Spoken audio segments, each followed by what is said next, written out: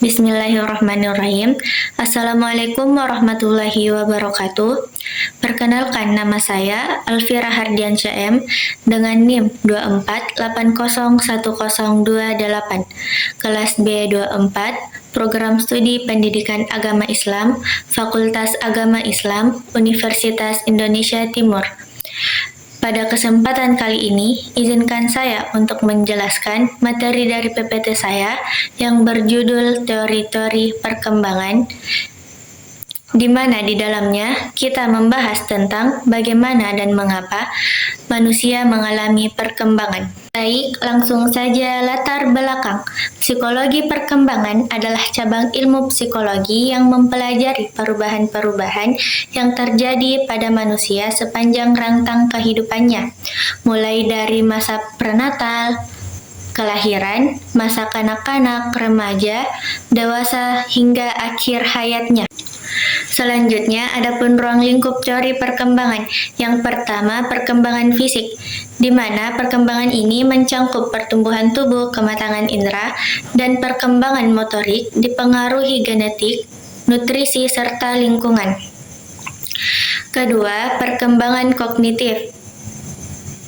Perkembangan ini melibatkan kemampuan berpikir, mengingat, kreativitas, dan proses belajar sebagai alat memahami dunia. Yang ketiga, perkembangan sosial emosional. Perkembangan ini berkaitan dengan hubungan interpersonal, manajemen emosi, dan pembentukan konsep diri individu. Serta yang terakhir, yaitu perkembangan moral. Perkembangan ini menyentuh kesadaran akan norma, etika, dan rasa tanggung jawab terhadap lingkungan sosial dan budaya. Selanjutnya, adapun teori-teori perkembangan, di mana ada 3 teori, yaitu yang pertama, teori Navitisme, menekankan faktor bawaan atau genetik sejak lahir sebagai penentu utama kepribadian dan perkembangan seseorang. Contohnya, ketika di mana ada seorang siswa yang sangat cepat atau paham pelajaran tanpa perlu belajar keras, karena menurut teori, kecerdasan atau kemampuan tersebut didapat karena faktor genetik atau keturunan dari orang tuanya yang cerdas. Kedua, teori empirisme. Teori ini menilai pengalaman dan pendidikan sebagai faktor utama dalam membentuk individu dengan pandangan optimistis terhadap peran lingkungan.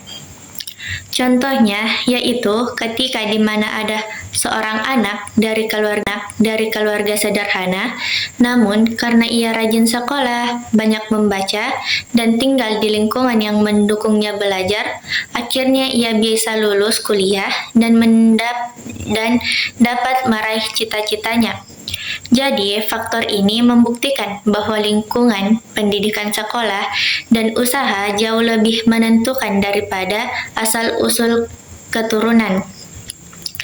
Terakhir, teori konvergensi, yaitu gabungan dari kedua faktor nativisme dan empirisme. Contohnya, ketika di mana ada seorang anak yang menjadi juara olimpiade, namun di mana ia bisa menjadi juara karena adanya kerjasama, yaitu dari bakat alaminya bertemu dengan pendidikan yang mendukungnya. Selanjutnya, yang terakhir yaitu kesimpulan. Psikologi perkembangan mempelajari perubahan yang dialami manusia sejak masa prenatal hingga akhir hayat. Perkembangan individu mencangkup aspek fisik, kognitif, sosial emosional, dan moral yang saling berkaitan. Proses perkembangan dipengaruhi oleh faktor bawaan, genetik, dan lingkungan, sehingga pertumbuhan setiap individu dapat berbeda.